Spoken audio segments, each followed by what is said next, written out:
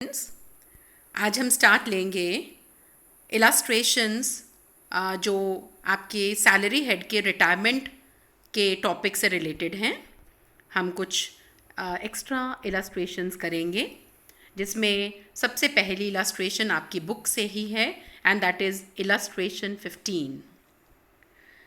Sri Hari Om was appointed as a workman in a factory on 1st January 2010. So ये date याद रखिएगा। In the pay scale of 10,000, 400, 400, 20,000, 800. सो यहाँ पे बात हो रही है सैलरी ग्रेड की, जो मैंने आपको अर्लियर चैप्टर में भी समझाया। दैट इज़ कि ये पर्सन की अपॉइंटमेंट क्योंकि 1 जनवरी को हुई है, हर साल 1 जनवरी को इस पर्सन को इंक्रीमेंट मिलेगी और इंक्रीमेंट कितनी मिलेगी? 400 रुपीज़। सो ये ध्यान में रखिएगा। अभी हम इसकी कैलकुलेशन करते हैं। उसके बाद on 1 August 2019 his services were terminated at the time of retrenchment on account of closure of business. इसको पर्सन को रिट्रेंच किया गया। ये पर्सन को रिट्रेंच किस लिए किया गया ये हमारे लिए इररेलेवेंट है, बट इसको रिट्रेंच किया गया है तो नेचुरली उसको कुछ कंपनसेशन मिली होगी। अब वो कॉम्पनसेशन कितनी मिली है? 80,000 from his employer under the industrial dispute act, that is, and he was entitled to avail earned leave of 30 days each year. तो पहला वाला पॉइंट तो हमारा था रिट्रेंचमेंट कंपनसेशन से रिलेटेड। अब बात कर रहे हैं हम अर्नड लीव को एनकैश करने के बारे में। सो उसमें उन्होंने क्या कहा? He was entitled to avail earned leave of 30 days every year, और यही हमारा इनकम टैक्स डिपार्टमेंट की तरफ से ऑफिशियली अप्रूव्ड भी है। At the time of termination of his service he was also paid 1,12,000 for 8 months earned leave. अब उसको एक्चुअली एनकैशमेंट के बदले कितनी अर्नड लीव मिली? 1,12,000। ये एक्चुअल अमाउंट है, लेकिन साथ साथ ये भी हमें पता चल गया कि उसकी कितनी छुट्टियां बची हुई थीं, एंड दैट इज़ 8 months, क्योंकि ये हमें चाहिए अपने कैलकुलेशन के लिए। नाउ नेक्स्ट हम बात करेंगे on 1 December 2019 he got another appointment. अब वो 1 December को एक और जॉब उसने ज्वाइन करी, okay, and that is monthly salary कितनी उसको वहाँ पे मिलेगी? 16,800, लेकिन दिसंबर में करी 1 December को, okay. On 1 February 2020 in order to meet the expenses of his daughter's marriage, okay, February में उसने क्या किया? अपनी डॉटर की मैरिज के लिए he received an advance of 4 months salary, okay. 4 महीने की सैलरी का एडवांस उसने लिया, लेकिन कब लिया? फेबररी में, ओके, ये ध्यान में रखिएगा। एंड उसके बाद and also he took a loan of ₹15,000 from his employer. हमने सैलरी हेड के चैप्टर में किया था कि अगर लोन का अमाउंट जो आप एम्प्लॉयर से लेते हैं, अगर वो 20,000 रुपये से कम है, 20,000 से कम है, then in that case interest उस पर जो जितना भी बनता है जो कि आपका एम्प्लॉई पे नहीं करेगा, that perquisite value will be nil, exempted. So ये यहाँ पे एग्जम्प्टेड है because the amount of loan is less than 20,000, तो टैक्सेबल अमाउंट ऑफ इंटरेस्ट नहीं होगा। उसके बाद determine his taxable income under the head salaries for the assessment year 2020-21। एक बहुत इंपॉर्टेंट इंफॉर्मेशन दी जा रही है लास्ट लाइन में, assuming that the salary is due on the 1st of the next month। इसका मतलब आपको हर महीने की सैलरी अगले महीने की पहली तारीख को मिलेगी। ये आपको ध्यान में रखना पड़ेगा जब आप कैलकुलेशन अपनी करेंगे। तो सबसे पहले हम यहाँ पे बात करने जा रहे हैं कि सैलरी ग्रेड इसका बन क्या रहा है। सैलरी ग्रेड कब से हम देखेंगे? 1 January 2010। हमें तब की सैलरी दी हुई है, हमारे पास 2019-20 की सैलरी तो दी नहीं हुई, तो इसको कैलकुलेट करने के लिए एक कैलकुलेशन का चार्ट मैंने बनाया है, हम इसको रेफ़र करेंगे। सो इलस्ट्रेशन 15 में सैलरी हम निकालेंगे। सैलरी निकालने के लिए हम स्टार्ट लेंगे 1 जनवरी 2010 से। तो 1 जनवरी 2010 से लेके 31 दिसंबर 2010 पूरे साल उसकी सैलरी रहेगी 10,400 as per the salary grade जो मैंने ऊपर दिखाया हुआ है, जो आपके क्वेश्चन में दिया हुआ था। अब हर साल जनवरी में इसको इंक्रीमेंट मिलेगी 400 रुपीज़ की, तो उसके अकॉर्डिंगली हम कैलकुलेशन करेंगे। जनवरी 11 से लेके दिसंबर 11 10,800, देन कैलेंडर ईयर 12 में दैट इज़ 11,200, यानी 400 हम ऐड करते जा रहे हैं। और 400 ऐड करते हुए जनवरी 2019 में जो हमारा ईयर है, जहाँ से शुरू होगा हमारा ईयर, शुरू होगा इसी साल, इसी कैलेंडर ईयर में अप्रैल से। लेकिन जनवरी से आपको यहाँ पे सैलरी पता चल गई है, कितनी है 14,000, और ये कब तक रहेगी, दिसंबर 19 तक। ओके, उसके बाद आपकी सैलरी फिर बदल जाएगी एंड 400 उसमें ऐड हो जाएगा। लेकिन हमारे लिए जो अभी इम्पॉर्टेंट है वो है जनवरी 19 से लेके दिसंबर 19 की सैलरी, एंड दैट इज़ 14,000। उसके अलावा हम यहाँ पे एक और पॉइंट साथ में ही कर रहे हैं जो हमें आगे कैलकुलेशन में काम आएगा, और वो है कितने साल उसने जॉब करी है। ये आपको क्वेश्चन में कैलकुलेट आप करेंगे, और ये बनते हैं 1 जनवरी 2010 से लेके 31 जुलाई 2019 तक, क्योंकि 1 अगस्त को तो उसको टर्मिनेट कर दिया गया, रिट्रेंच कर दिया गया। सो अगर हम ये पूरे कंप्लीट ईयर्स और मंथ्स देखें तो ये बन रहे हैं आपके 9 ईयर्स एंड 7 मंथ्स। ये सारे पॉइंट्स आप ध्यान में रखिएगा जब हम कैलकुलेशन करेंगे। सैलरी का 14,000 और ये आपका 9 ईयर्स एंड 7 मंथ्स, ये ध्यान में रखिएगा। I come back to the question. So अब हम क्वेश्चन की शुरुआत करेंगे, सोल्यूशन हम करना शुरू करेंगे। स्टार्ट लेंगे computation of the taxable salary से। सबसे पहले हम बात करेंगे कि हमारा जो साल था, हमारा प्रीवियस ईयर क्या था, 2019 अप्रैल से शुरू हुआ। अप्रैल में वो जॉब में था, उसके बाद मई में जॉब में था, जून में जॉब में था, जुलाई में वो जॉब में था, अगस्त 1 को उसको टर्मिनेट कर दिया गया, रिट्रेंच कर दिया गया। लेकिन हम सैलरी ये ध्यान में रखते हुए जो लास्ट लाइन में कही गई है, सैलरी इसको कितने महीनों की हम लेंगे, सो ध्यान में रखिएगा। 1 अप्रैल को इसको सैलरी मिली पिछले मार्च की, उसके बाद मई में सैलरी मिली अप्रैल की, फिर उसके बाद जून में सैलरी मिली मई की, फिर जुलाई में सैलरी मिली 1 जुलाई को जून की, एंड 1 अगस्त को भी इसको सैलरी ड्यू हुई है, कौन सी वाली, जुलाई की। सो प्लीज जब आप इनका सबका टोटल करेंगे इट कम्स टू 5 मंथ्स। तो ये आपको ध्यान में रखना है, और अगर आप लास्ट लाइन जो है स्किप कर गए, आपने ध्यान से नहीं पढ़ी, तो आप गलती कर सकते हैं। तो 5 मंथ्स कैसे निकले, 1 अप्रैल से लेके 1 अगस्त तक जो सैलरीज आपकी ड्यू हो रही हैं उन सबको हमने यहाँ पे लिया है। सो 14,000 याद आया, मैंने अभी कैलकुलेशन करवाई थी, उसमें आपकी जनवरी 2019 से लेके 31 दिसंबर 19 तक की सैलरी जो है this is given, and that is 14,000 per month. तो 5 महीने की सैलरी 14,000 के से आप मल्टीप्लाई करेंगे। उसके बाद इन बिटवीन आपने उसको टर्मिनेट कर दिया, लेकिन दोबारा उसको जॉब लगी कब, दिसंबर में। लेकिन दिसंबर की सैलरी मिलेगी कब, जनवरी में। सो हम जनवरी से सैलरी उसकी नई वाली जो सैलरी है, न्यू जॉब की सैलरी है, काउंट करना शुरू करेंगे। तो कितने महीने की सैलरी उसको न्यू जॉब से मिलेगी, जनवरी 1 की, 1 फरवरी की और 1 मार्च की, यानी 3 मंथ्स की। और सैलरी ये दी हुई है पर मंथ 16,800। तो सैलरी आ गई आपके पास। अब हम बात करेंगे एडवांस की।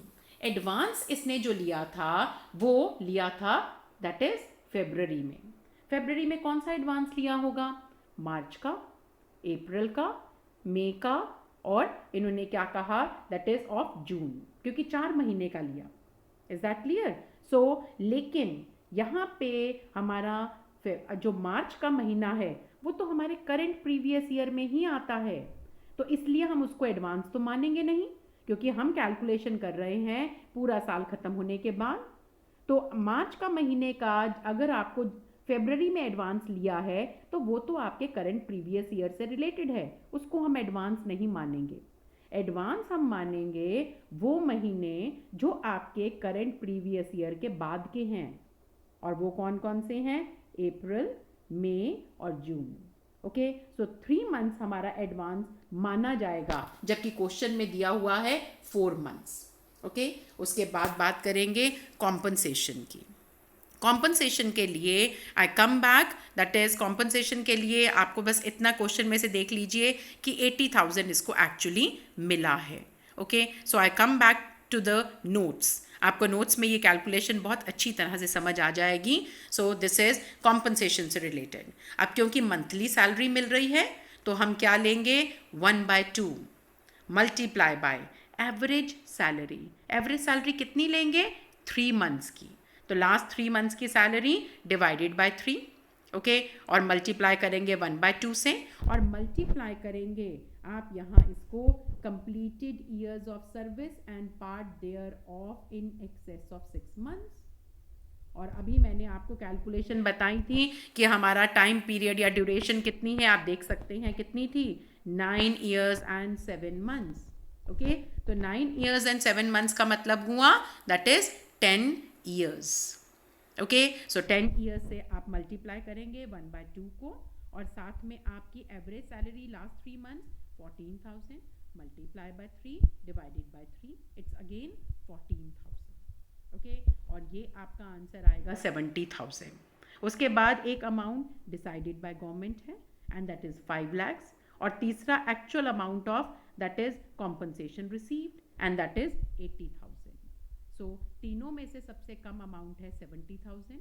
70,000 एग्जम्प्टेड है, 80,000 में से माइनस करेंगे एंड रिमेनिंग आपका जो अमाउंट होगा 10,000 का, दैट विल बिकम टैक्सेबल।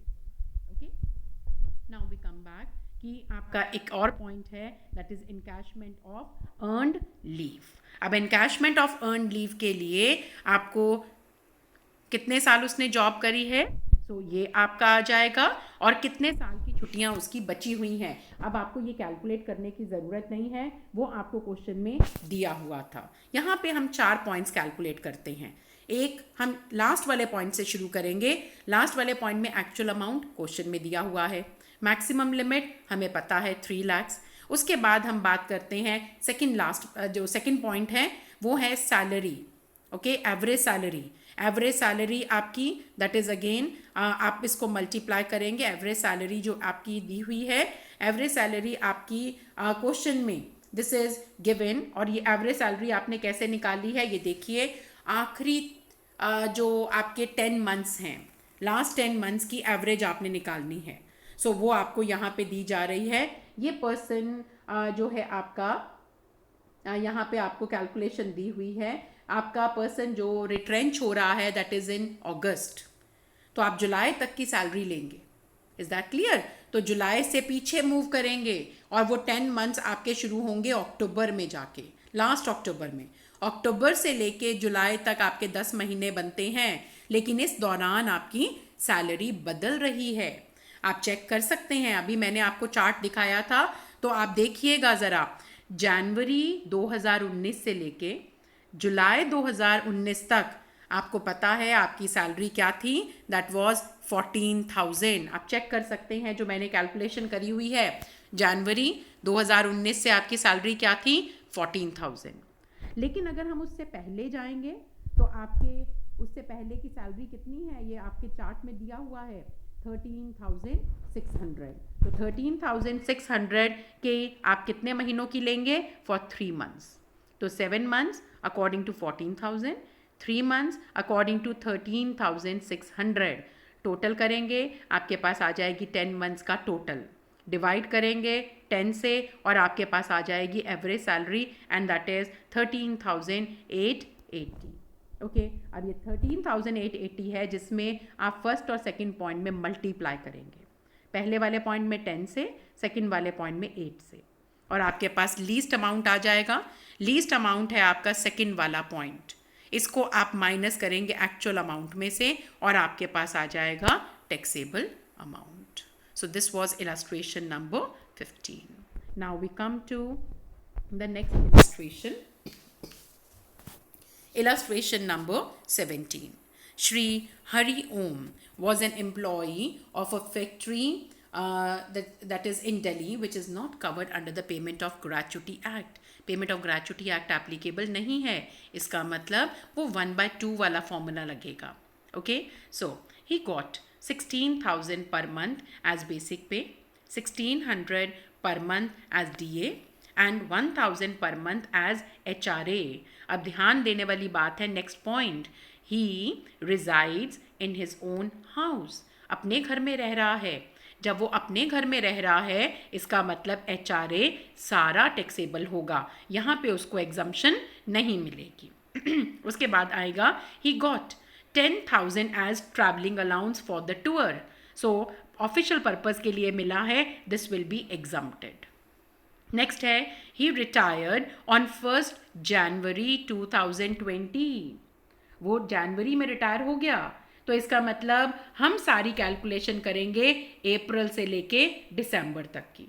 तो बेसिक सैलरी कितने मंथ्स की, 9 मंथ्स की।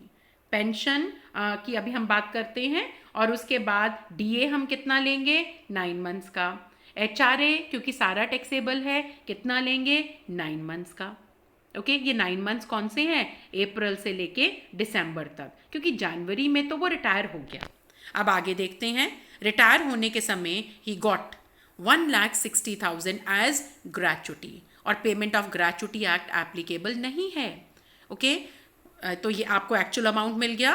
उसके बाद 2 लाख उसको मिला as accumulated balance in unrecognised provident fund. तो अनरिकॉग्नाइज्ड प्रोविडेंट फंड में से उसको पैसा मिला है 2 लाख। अब ये अनरिकॉग्नाइज से मिला है, कुछ तो टैक्सेबल होगा, कैसे होगा आगे बढ़ते हैं। His own contribution and that of the factory is equal, so अपना कॉन्ट्रीब्यूशन तो टैक्सेबल नहीं होगा, लेकिन एम्प्लॉयर का आधा यानी 1 लाख विल बी टैक्सेबल। तो आप चेक कर सकते हैं आपके आंसर में हाफ अमाउंट दिया हुआ है।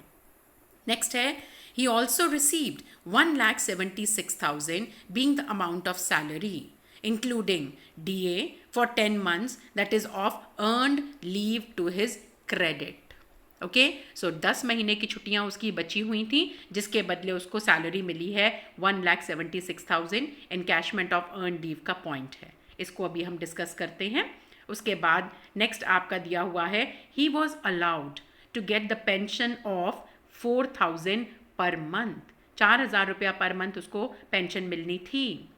3/4 of the pension is commuted, 1/4 commute नहीं करी, 4,000 का 1/4 यानी 1,000 पर मंथ, तो उसको पर मंथ ही मिलेगा, क्योंकि वो उसने कम्यूट नहीं करा तो वो तो टैक्सेबल होगा। लेकिन 3/4 उसने कम्यूट कर लिया और कम्यूटेड अमाउंट कितना मिला, 1,80,000। और याद रखिएगा इसको ग्रेचुटी भी मिल रही है, तो परसेंटेज आपको याद रखनी पड़ेगी। Okay now he commenced service of this factory on 1 अगस्त 1988, तब से नौकरी कर रहा था, और कब रिटायर हुआ है, 1 जनवरी 2020 को। तो आप चेक कर सकते हैं कितने साल, कितने महीने उसने यहाँ पे जॉब करी है।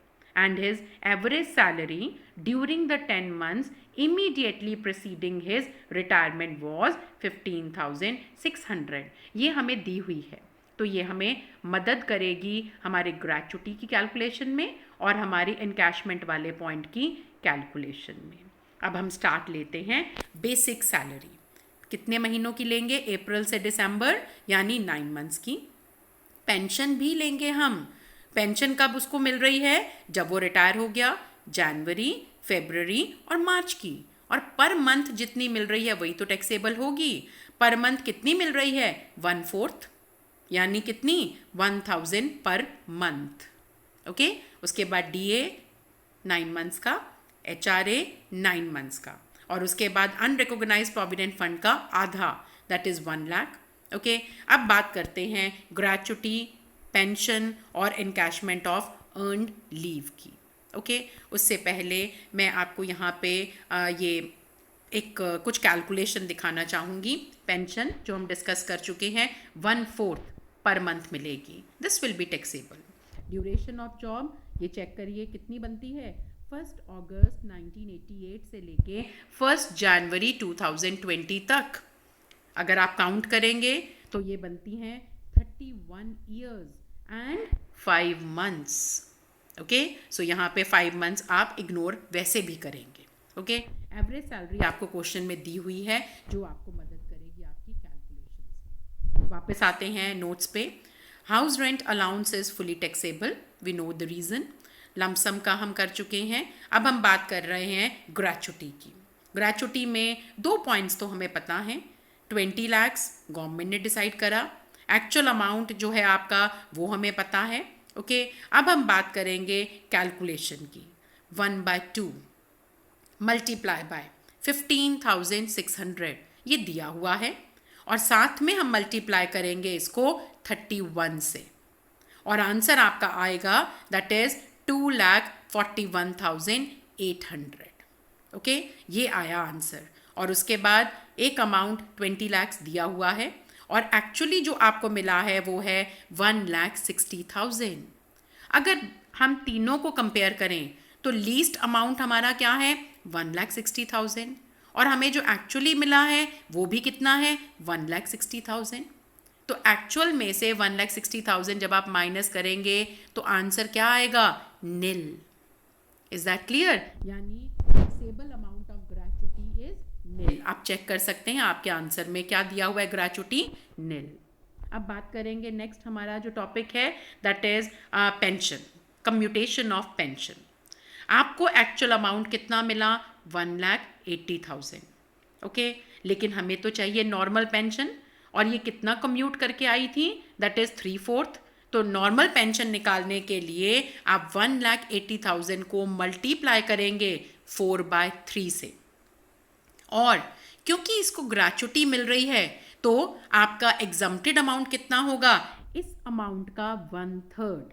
तो हमारा फॉर्मूला बन रहा है 1,80,000 multiply by 4/3 multiply by 1/3 and that comes to 80,000. Is that clear? 80,000 हमारा अमाउंट है एग्जम्प्टेड, लेकिन टैक्सेबल कितना होगा, हमारे एक्चुअल अमाउंट 1,80,000 में से आप 80,000 माइनस करेंगे and remaining 1 lakh will become taxable. तो पेंशन का आपका कम्यूटेड पेंशन का टैक्सेबल अमाउंट 1 लाख आपके आंसर में लिखा हुआ है। अब encashment of earn leave 4 points हैं। लास्ट से हम स्टार्ट लेंगे 3 lakhs, देन एक्चुअल अमाउंट, और उसके बाद दोनों ही पॉइंट्स में आप 10 से मल्टीप्लाई करेंगे, क्योंकि आपकी लीव्स नॉट अवेल्ड भी क्वेश्चन में दिया हुआ है 10 महीनों की है। तो फर्स्ट और सेकंड का आंसर सेम आएगा 1,56,000 1,56,000, और चारों में से सबसे कम जो है वो है 1,56,000। इसको हम एक्चुअल 1,76,000 में से माइनस करेंगे and remaining 20,000 it will become taxable. तो आप यहाँ पे ये चेक कर सकते हैं, सबका टोटल किया और उसमें से फिर हमने माइनस किया स्टैंडर्ड डिडक्शन, और हमारे पास आ गई taxable salary. So these were the question जो हम यहाँ पे डिस्कस करना चाह रहे थे रिगार्डिंग योर रिटायरमेंट, जिसमें आपके ऑलमोस्ट सारे टॉपिक्स कवर अप हो गए हैं। सो अब आप इसको रिवाइज कर सकते हैं, that is the salary head and that is retirement. Thank you.